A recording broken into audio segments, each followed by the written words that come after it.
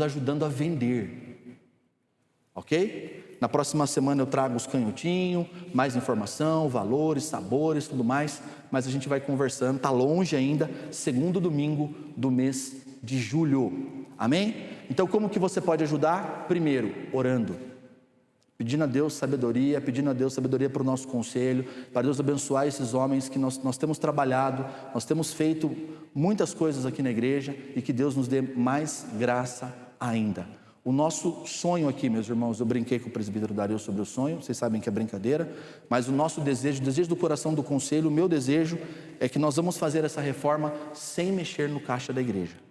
Nós não mexeremos no caixa da igreja. Nós vamos fazer isso trabalhando, conquistando, lutando, e Deus já está nos dando graça e vai nos dar ainda mais. Amém? Amém. Conto com a sua oração então, em nome de Jesus. Vamos para a palavra do Senhor. Nós estamos hoje, mais um dia da nossa série de mensagens em João. Nós estamos falando sobre João capítulo 6.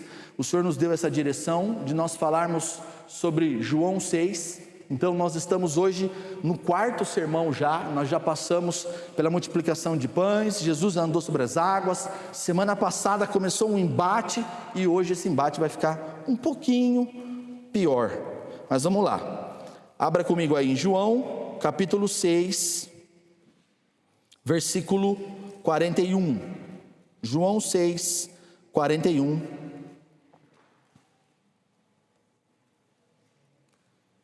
palavra do Senhor, lá em João capítulo 6, se você está com a tua Bíblia aí, eu espero você abrir, abra a tua Bíblia, eu tenho falado isso também toda semana, me desculpe se eu estiver sendo chato, mas penso que é necessário, eu quero encorajar você a trazer a tua Bíblia de papel para a igreja, amém?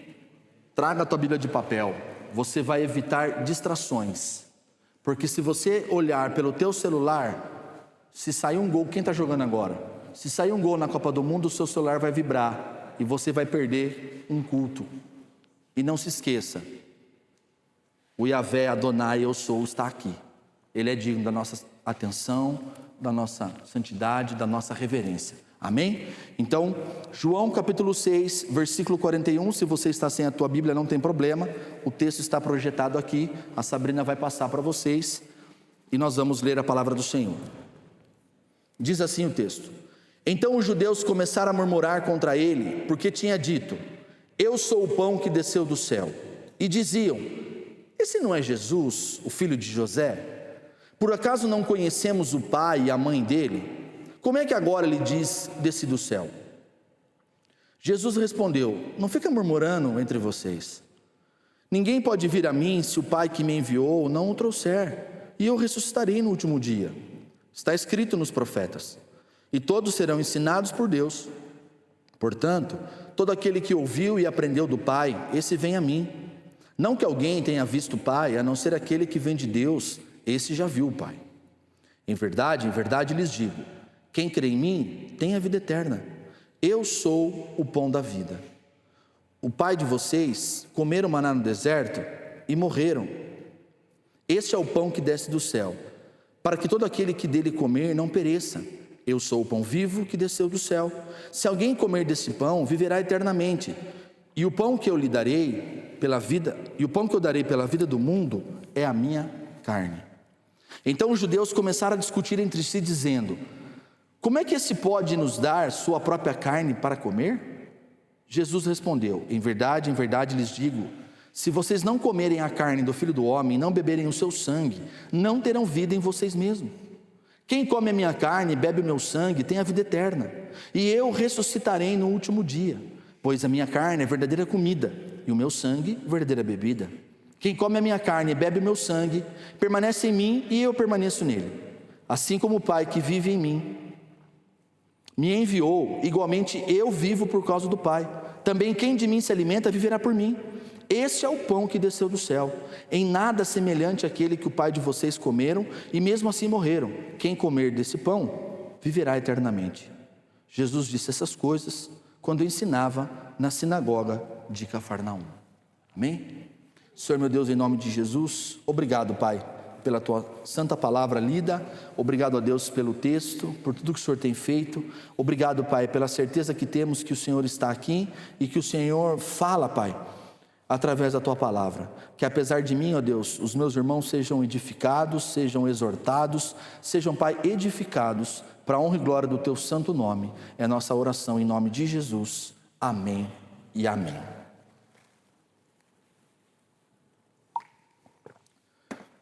Deixa eu fazer uma pergunta para você, para nós começarmos. Você gosta de cozinhar? Quem gosta de cozinhar aqui? A Sabrina quebrou meu negócio. Quem gosta de cozinhar?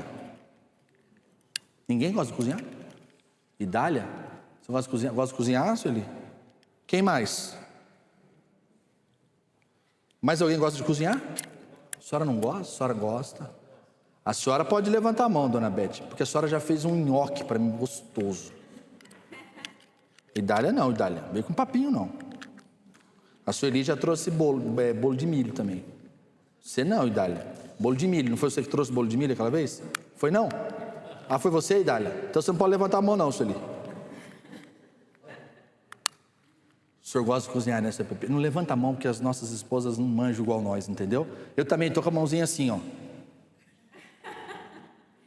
Porque em casa, o dia a dia, quem cozinha é ela, mas o bom mesmo sou eu. É igual lá na casa do senhor, né? Você está dando risada por quê, irmãos? É verdade. Bom, quando você cozinha, você se alimenta. Calma que eu vou melhorar a pergunta. Quando você cozinha, você alimenta o que em você? Eu percebi que tem irmãs aqui que cozinham bem, porque eu já comi, e não levantaram a mão. Talvez porque você não cozinha por prazer. Talvez você cozinha porque você tem que cozinhar. É assim, dona Miriam? É. Mas quem tem prazer em cozinhar, eu gosto de cozinhar. Eu não gosto de cozinhar o dia a dia. Mas fazer um prato diferente para minha esposa, meu filho. Às vezes o Miguel fala assim, eu quero comer aquela coisa do papai. Aí eu gosto de ir lá e fazer e tal. Mas quando eu cozinho por prazer, por exemplo, eu estou alimentando esse prazer, esse desejo, essa vontade que eu tenho de cozinhar. Talvez, como a nossa irmã Miriam, você também cozinhe com um pouco de raiva, né? Eu tenho que cozinhar. Ô homem que não para de comer, né? Lá em casa é o Miguel, meu Deus, irmãos. Então, talvez você cozinha porque você tem que cozinhar. Mas deixa eu te fazer uma pergunta, ela pode ser boba, e ela é boba, mas daqui a pouco vai fazer sentido na hora que nós entrarmos no sermão. Quando você faz um arroz bem gostoso, aquele feijãozinho com calabresa bem gostoso, Sônia do céu, fez um barulho aqui, ó. Um feijão bem gostoso, isso alimenta a tua barriga? Quando você faz um arroz, um feijão bem gostoso, isso te alimenta ou não? Não! Ué, você, só de fazer, você já está satisfeita? Hã? O que você tem que fazer? Você tem que comer. Então, por mais que você goste, talvez alimente o teu prazer, mas o teu corpo, a tua fome, você precisa sentar e comer.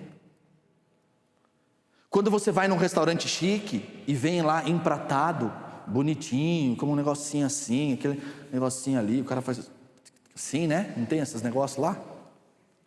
Quando você vai nesses lugares, se você ficar olhando o prato, por mais bonito que seja, você tira uma foto e põe no teu Instagram lá, isso alimenta a tua fome? Não, irmão, você vai ter que catar a faca, o garfo, cortar aquela carne caríssima que você gosta de comer lá e vai ter que mandar para dentro, e vai ter que mastigar, e ao você engolir, o teu corpo vai se alimentar. Então percebe que talvez fazer, compreender, estudar culinária, participar do MasterChef, tudo isso é bonito, pode ser elegante, ou pode ser chato, ou pode ser faço com raiva, mas fato é que comer alguma coisa não é nada assim muito de glamour, porque a gente não come por glamour, a gente come porque o nosso corpo necessita. Então você precisa se apropriar do que está ali posto para você comer. Tirar uma foto e postar não vai saciar a tua fome. Mas olha que interessante, pensando no texto que nós acabamos de ler, Você pode perceber que nós começamos falando que o povo seguia Jesus porque eles viram sinais, milagres, maravilhas. Agora eles viram Jesus multiplicar pães e peixes, eles estão seguindo a Jesus porque eles querem comer. Mas quando eles vêm até Jesus pela terceira vez, Jesus fala que vocês não estão aqui por causa do milagre, vocês estão aqui porque vocês estão com a barriguinha cheia, e vocês querem que eu dê mais pão para vocês comerem. Quem aqui não gosta de receber presente? Todo mundo gosta de receber presente, mas tem uns que são mais frescos do que os outros.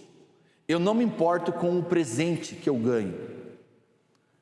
Eu estou casado já há muitos anos e às vezes minha mulher, deixa eu aproveitar para dar uma cutucada, irmão. Minha mulher às vezes ainda não entendeu. Ela pode comprar um carro para mim se ela quiser, mas se ela não colocar um lacinho, eu não gosto, suja. Porque para mim presente é abrir o embrulho. Olha que frescura, né? Alguém mais é assim? Tá vendo? Não sou só eu. Eu gosto de abrir o embrulho. Pode ser meia, mas eu quero abrir o embrulho. Eu não gosto quando ela fala para mim assim: você está precisando de alguma coisa? Eu vou comprar para você de presente. Obrigado, Deus abençoe. Mas não valeu como presente de aniversário. Não valeu. Que Deus te abençoe, mas não valeu. Eu gosto de abrir o embrulho. Todos nós gostamos de receber presente, mas nem sempre nós gostamos da maneira como eles chegam. É verdade ou não é? Então, muitas vezes você deseja que Deus resolva os teus problemas, que Deus alivie as tuas necessidades, ou que Deus atenda às tuas expectativas. Porém, quando Deus age de uma forma diferente da forma como você imagina, o teu coração começa a ter resistência. Você começa a questionar e você começa até mesmo a ter incredulidade. Foi exatamente isso que está acontecendo aqui em João 6, o texto que nós lemos. Eles estão impressionados pelo pão que receberam, mas eles não querem o Jesus da forma como ele é. Eles idealizaram um Jesus na cabeça deles, aonde eles acham que Jesus é alguém que multiplica pão, que faz milagre, que resolve problemas, mas eles não querem o Jesus que nos dá o seu próprio corpo e o teu próprio sangue. Eles têm interesse no que Jesus pode fazer, mas eles não querem um compromisso com o Jesus.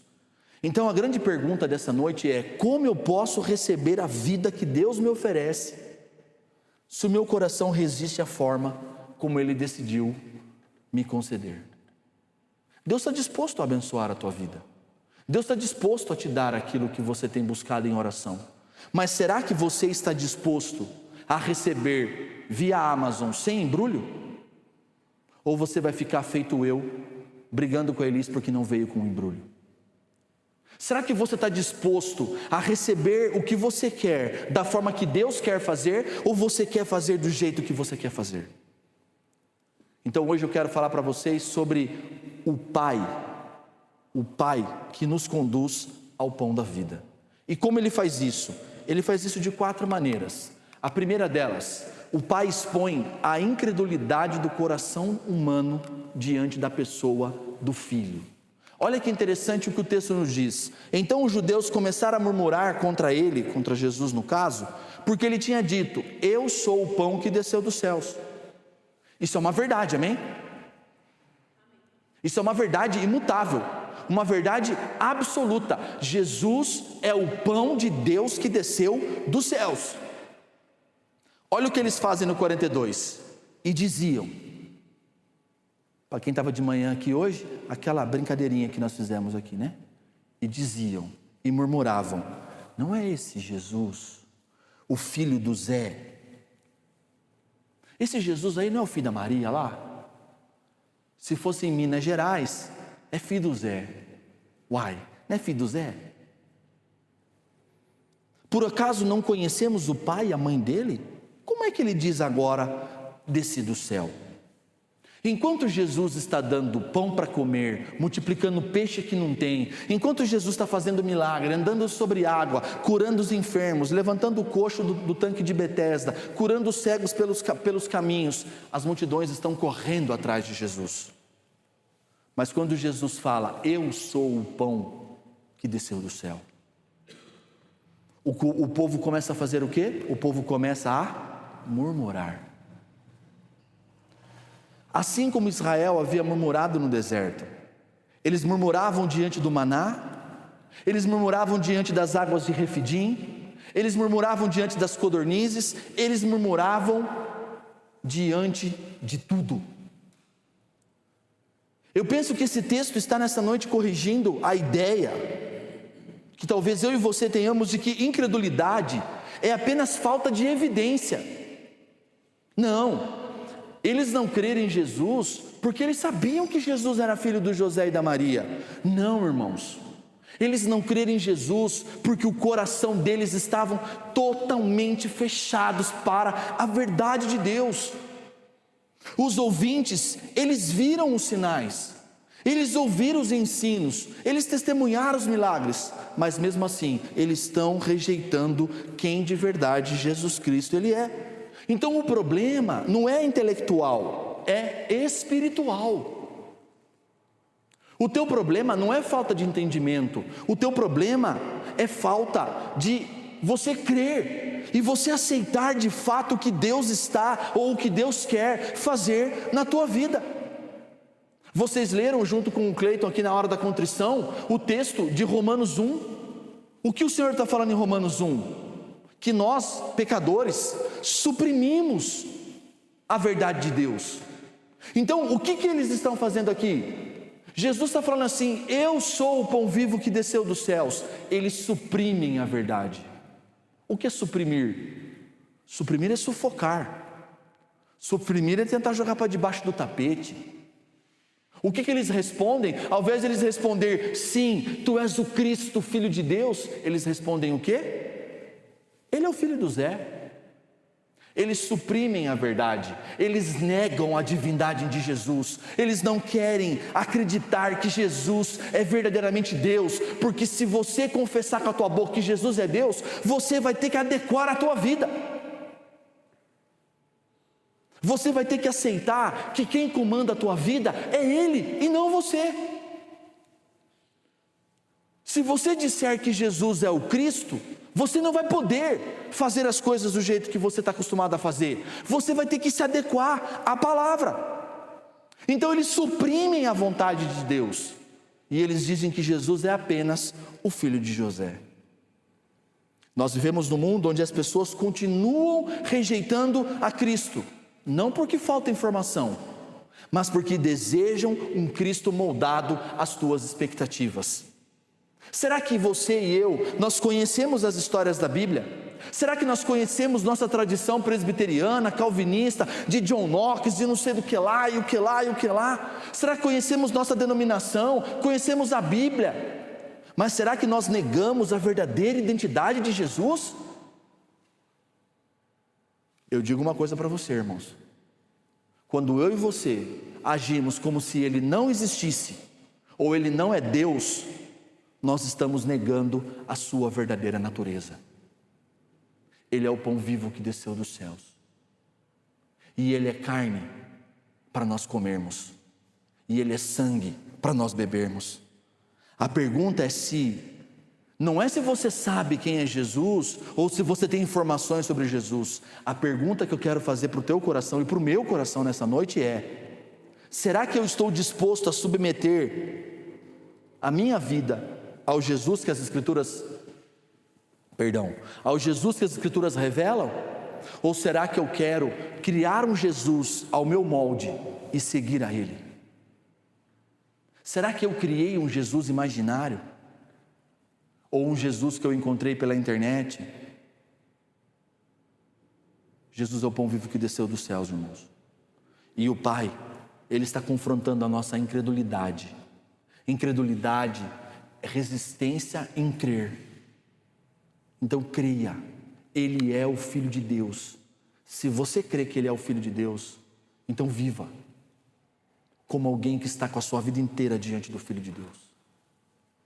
Não separe a tua vida. Mas em segundo lugar, o Pai nos conduz ao pão da vida. E como que Ele faz isso? Se no primeiro Ele está confrontando a incredulidade, no segundo Ele diz: o Pai atrai pecadores ao Filho para lhes dar a vida eterna. Olha o que o texto nos diz. Jesus respondeu: não fique murmurando.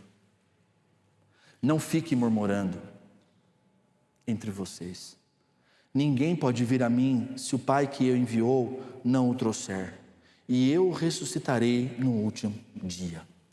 Aquela palavra ali que nós traduzimos por fiquem. Não fiquem. Aquilo é uma ordem. Aquilo é um verbo imperativo no grego. Aquilo é uma ordem de Deus dizer para mim e para você assim: basta, para, chega, para de abrir essa tua boca para ficar resmungando, reclamando, para de ficar remoendo. Sabe o que é remoer? Você ficar toda hora trazendo a memória, toda hora trazendo a memória. Cuidado, cuidado. O que Jesus disse no texto que nós acabamos de ler: os teus pais comeram maná no deserto e morreram. Por que morreram? Porque ficavam murmurando. Posso te dar uma palavra de Deus para você? Cuidado. Eu preparava esse sermão aqui e eu tremi no meu coração, porque eu falei: Senhor, como eu estou me tornando um rabugento, reclamando, resmungando. Cuidado. Deus está falando para eles assim: os teus pais comeram maná no deserto e morreram, porque eles reclamavam do maná, reclamavam da água, reclamavam da carne. É saudade do pepino, da carne de panela, da salsinha, da cebolinha. Deixa eu te fazer uma pergunta: do que eu e você estamos reclamando tanto? Do que nós estamos reclamando? Jesus fala: para de reclamar.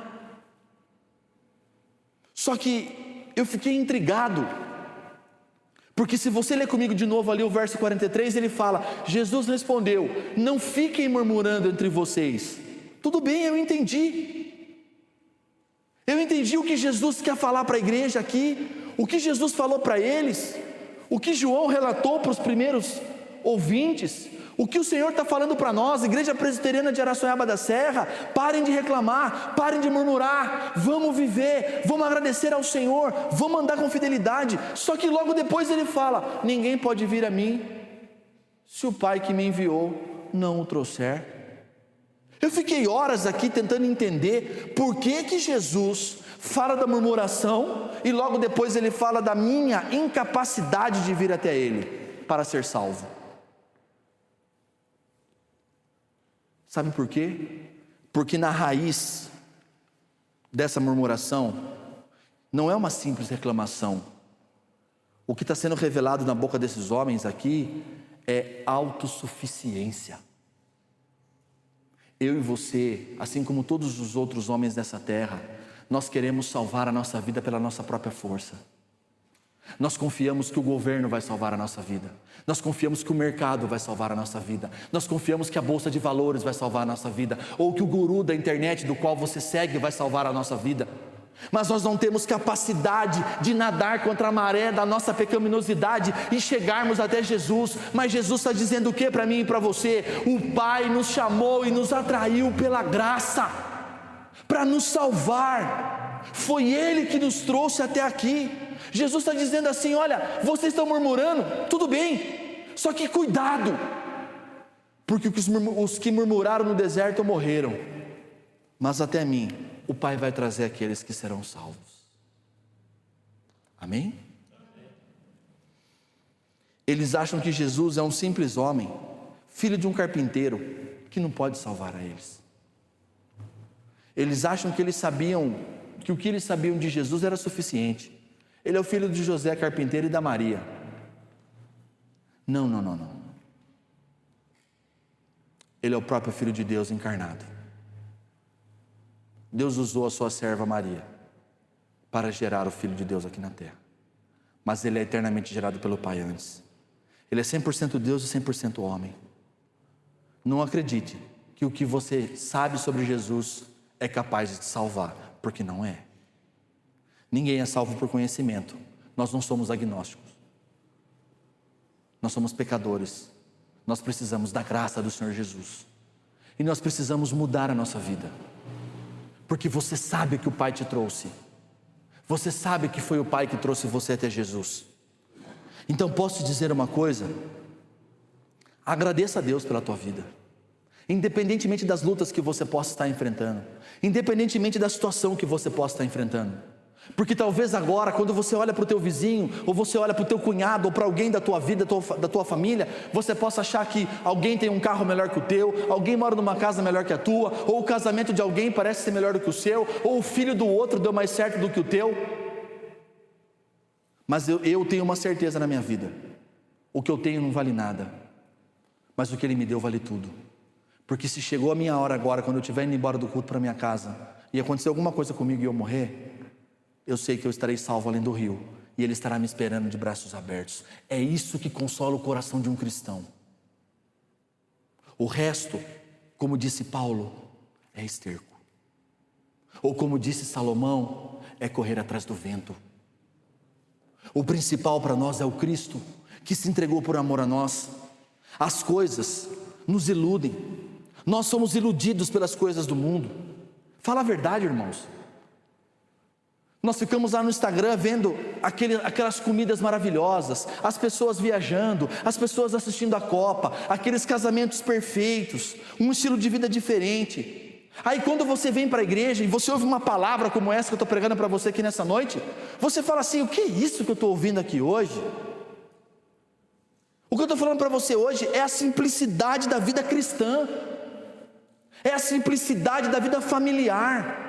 Sabe o que é a vida familiar? É Deus abençoar um lar, transformar uma casa, seja ela comprada à vista ou financiada em 40 anos para pagar. Só Deus pode transformar uma casa, seja alugada, seja invadida, ou o que for. Só Ele é Deus para transformar num lar. E essa é a simplicidade da vida cristã. A gente quer o que os nossos olhos veem por aí. Os meus olhos veem uma coisa no Instagram, os meus ouvidos ouvem uma música ali, os meus olhos assistem um filme, uma série lá, e o meu coração então não quer mais aquilo que Deus me deu. Eles não querem o que Jesus está falando, eles querem comer o pão que eles comeram no dia anterior. Posso te convidar para fazer um exercício? Olha um pouquinho para o lado. Por favor, faça isso. Eu não gosto de fazer isso, mas eu vou fazer hoje. Olha para o lado, olha para o lado. Olha para a cara das pessoas que estão aqui. Já olhou de um lado? Agora olha para o outro, olha para trás um pouquinho. Olha para a cara, dá uma risadinha. Faz cara de bravo para o outro. Sabe por que eu pedi para você fazer isso? Porque essas são as pessoas que Deus atraiu. O nosso segundo ponto não é esse? O pai atrai até o filho. Essas são as pessoas que Deus atraiu até esse lugar. Mas não são qualquer pessoas, são os teus irmãos. Essa é a tua família da fé. Essas são as pessoas que Deus te deu para você cuidar e ser cuidado por elas, para você edificar e ser edificado, para você servi-las e ser servido por elas. Essas são as pessoas dessa cidade que Deus está atraindo nesse lugar, e Deus vai trazer muitos outros para que nós possamos lavar os pés deles. Você está disposto a lavar os pés das pessoas dessa cidade? Ou nós nos achamos superiores a eles? Se eu e você estamos entendendo o sermão dessa noite, nós estamos entendendo que é o Pai que traz. Então eu não escolho quem o Pai traz. O Pai traz. Foi o Pai que te trouxe aqui, e Ele trará tantos outros. Quem sabe desses que Ele vai trazer, dentre esses não estejam os teus filhos, teu marido, ou a tua esposa, ou os teus amigos. Você crê nisso? Amém? Mas o Pai então, Ele faz de uma terceira maneira. O texto diz que o pai faz com que o filho, ele entregue a sua vida. O pai faz com que o filho entregue a sua vida para ser o verdadeiro pão do mundo. Cristo é o verdadeiro pão do mundo. Olha o que o texto diz. Eu sou o pão da vida. É a terceira vez que Jesus fala isso. Mas ele diz: o pai de vocês comeram maná no deserto e morreram. Eu sou o pão que desceu do céu, para que todo aquele que dele comer não pereça. Eu sou o pão vivo que desceu do céu. Se alguém comer desse pão, viverá eternamente. O pão que eu darei pela vida do mundo é a minha carne. Só que ele estabelece um contraste ali. Ele diz que é o corpo dele, e que Israel comeu no deserto e morreu. A linguagem que Jesus usa aqui aponta diretamente para a cruz. Diretamente para a cruz. Ele está dizendo: eu sou o pão que vai ser dado, vai ser sovado na cruz. Eu sou a carne oferecida na cruz no teu lugar. Eu penso que esse texto está corrigindo a nossa tendência de achar que Jesus só serve para me ajudar nos meus problemas temporários. A multidão queria pão, Jesus está oferecendo salvação. A multidão quer sustento por alguns dias, Jesus oferece uma vida eterna. Será que nós não estamos procurando as coisas erradas? É possível procurar Jesus apenas por aquilo que você pode querer que Ele te dê. Uma solução, uma proteção, uma provisão ou um conforto. Mas Cristo não veio para melhorar apenas a tua vida. É óbvio que Ele vai melhorar a tua vida, ou não. Ele pode melhorar a tua vida.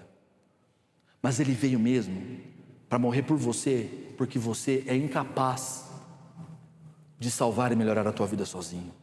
Nós precisamos valorizar mais o Salvador do que os benefícios que Ele tem dado para nós. Amém? Então o Pai manda o seu Filho por amor a cada um de nós. E em quarto e último lugar, como que Ele faz isso? O Pai concede vida. O Pai concede vida àqueles que se alimentam continuamente de Cristo pela fé. Então, os judeus começaram a discutir entre si: como que Ele pode nos dar a própria carne para comer? Jesus respondeu: em verdade eu digo que se vocês não comerem da carne do Filho do Homem e não beberem do sangue, não terão vida em vocês mesmos. Quem come da minha carne e bebe do meu sangue tem a vida eterna, e eu ressuscitarei no último dia, porque a minha carne é comida verdadeira comida, e o meu sangue é verdadeira bebida. Quem come da minha carne e bebe do meu sangue, permanece em mim e eu permaneço nele. O que o povo entendeu? Canibalismo. Eu não vou comer, ninguém vai. O que Jesus estava dizendo? Jesus estava usando uma metáfora poderosa e intensa para ensinar uma verdade espiritual. O que Jesus estava dizendo é o seguinte: o ato de comer o verdadeiro pão e beber o sangue substitui os verbos lá do versículo 35, quando ele diz: venha a mim e creia em mim. O comer é o vir, o beber é o crer. Trata-se de nós compreendermos espiritualmente do que Ele fez por nós. Perceba o perigo disso.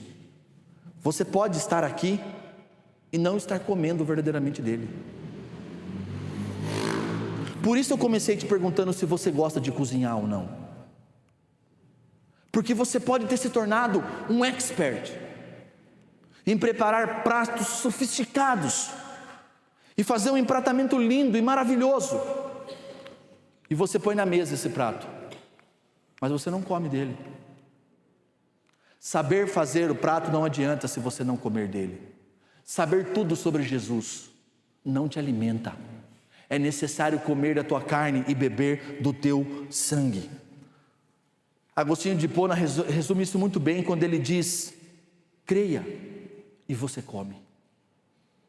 Eu como de Jesus quando eu venho até Ele e eu provo dele.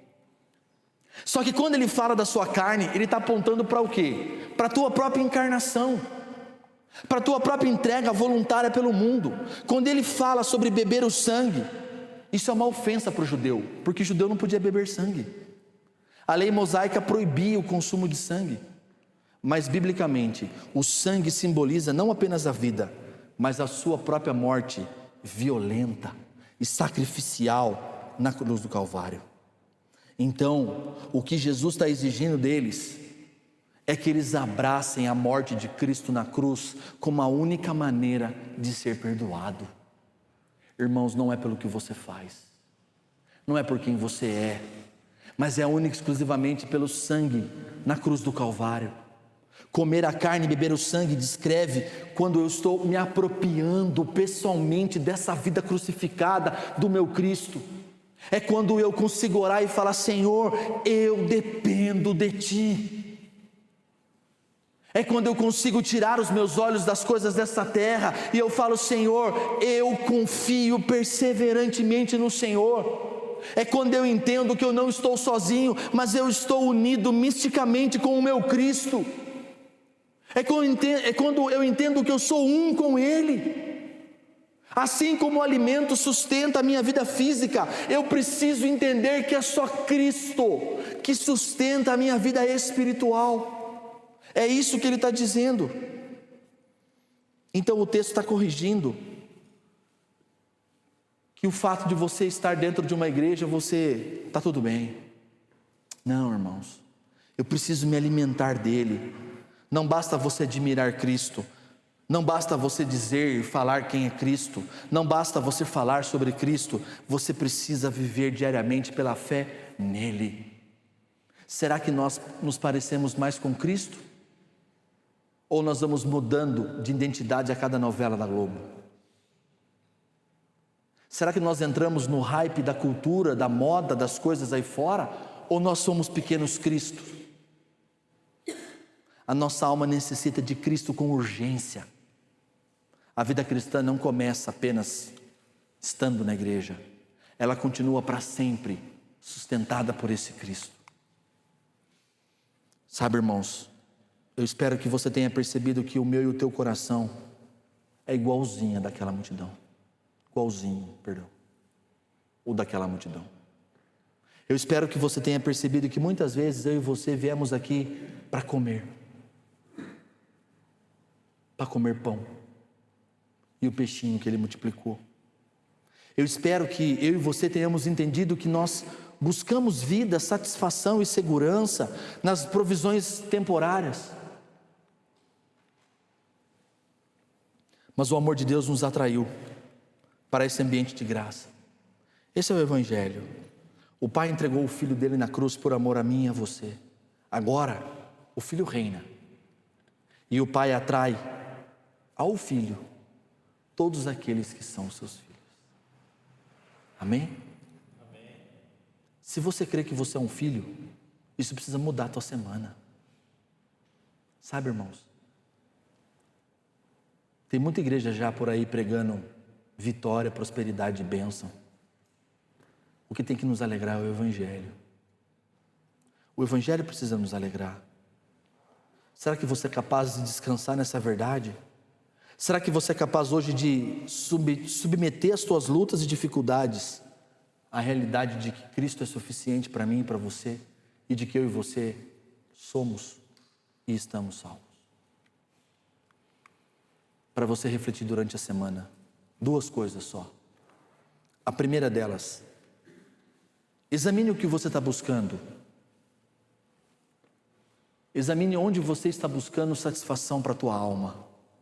Eles procuravam pão, mas rejeitavam o pão da vida. Eles pediam um pão para o próprio pão. Também eu e você podemos tentar saciar a nossa alma com coisas legítimas, coisas boas, mas não são suficientes. O teu sucesso profissional, que Deus te dê cada vez mais, amém? Mas não vai satisfazer o teu coração. Te falo isso com propriedade. Não vai satisfazer o teu coração. Estabilidade financeira é bom, que Deus te dê, mas isso não vai satisfazer também. Família é ótimo, mas também não vai.